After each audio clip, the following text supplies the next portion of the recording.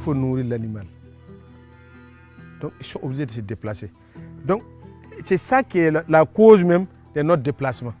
Tu es obligé de quitter où tu es. Au départ, les gens, notamment les services techniques d'encadrement, les politiques, n'avaient pas compris exactement pourquoi les éleveurs se déplaçaient. En fait, c'est un phénomène d'adaptation, si on peut le dire, de changement climatique. Parce qu'il ne faut pas rester enfermé dans une zone où tu n'as rien pour sauver ton bétail et en retour sauver ta famille.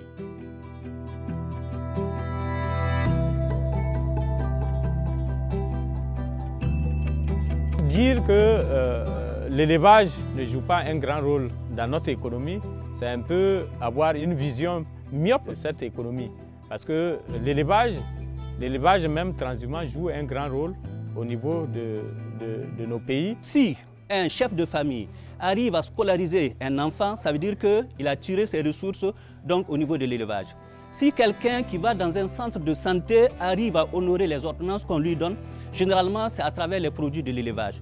Donc pour dire que cet élevage contribue économiquement et socialement, en tout cas un grand apport au niveau donc, de la population.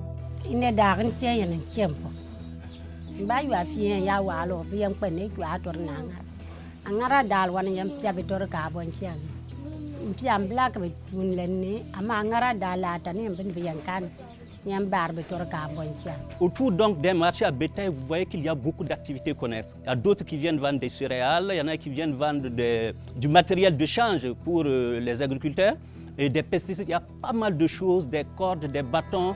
Tout ceci-là ne viennent pas vendre du bétail, mais c'est à cause, grâce à ce marché à bétail, qu'ils arrivent à tirer profit. Eux, ils font des économies à travers donc, autour donc, de ce marché à bétail.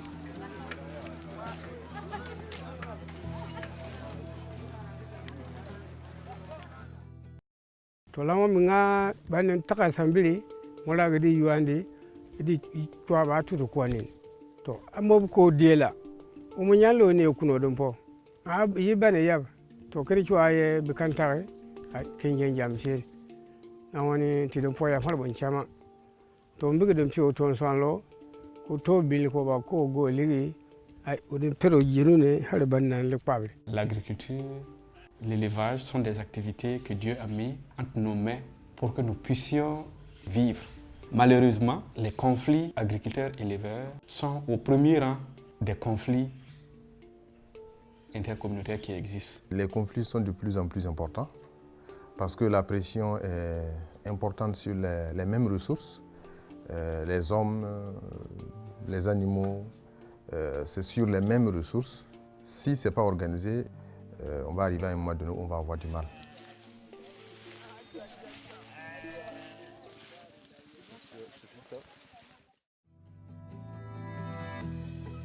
Il n'y a plus de terre.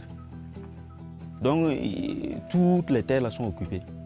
Maintenant on a essayé avec l'appui de certains partenaires, comme par exemple les recoupats comme ça, pour tracer des voies, pour faire des points d'eau, pour même sécuriser certains domaines, par exemple comme ça, genre des zones de pâture, pour pouvoir accompagner ces éleveurs.